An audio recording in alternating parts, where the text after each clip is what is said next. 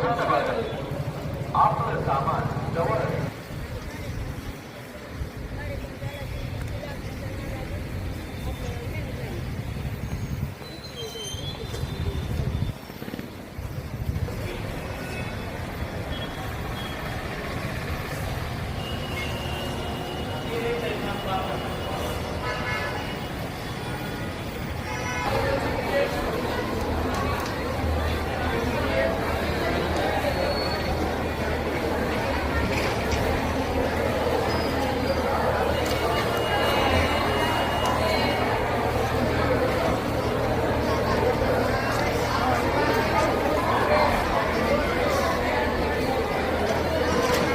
Doctor साहेब आज बीड बसस्थानकात आहोत तर बीड शहरातील मध्यवर्ती बसस्थानक हा बीडकरांचा जिव्हाळ्याचा विषय आहे.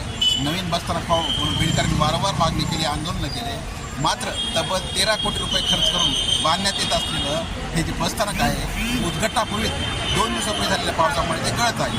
दुसरी गोष्ट म्हणजे या ठिकाणी स्वच्छतागृह बांधलेलं आहेत, ते पत्र्यांनी बंदिस्त केलेलं आहे. 2025 पूर्वी हे बांधकाम पूर्ण व्हायला पाहिजे होते, मात्र ते अजूनही रखडलेलं आहे. या बसस्थानकाचं 2 वेळा भूमिपूजन केलेलं आहे आणि पालकमंत्री अजितदादा पवार जेव्हा बीडच्या दौऱ्यावर आले होते तेव्हा ते म्हटले होते की दर्जेदार काम करा, अन्यथा कंत्राटदारांना ब्लॅकलिस्ट करण्यात येईल. त्यामुळे आमची अशी मागणी आहे संबंधित प्रकरणामध्ये सखोल चौकशी व्हावी, विभाग नियंत्रक, अभियंता आणि कंत्राटदार यांच्यावर कारवाई करण्यात यावी. यासाठी आम्ही पालकमंत्री अजितदादा पवार त्याचबरोबर परिवहन मंत्री प्रतापजी सरनाईक यांना लेखी तक्रार केली आहे आणि लवकरच आम्ही आंदोलनाच्या पावित्र्यामध्ये आहोत.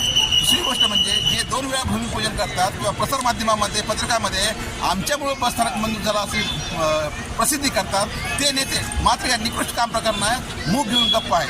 ही तीव्र संतापाची गोष्ट आहे.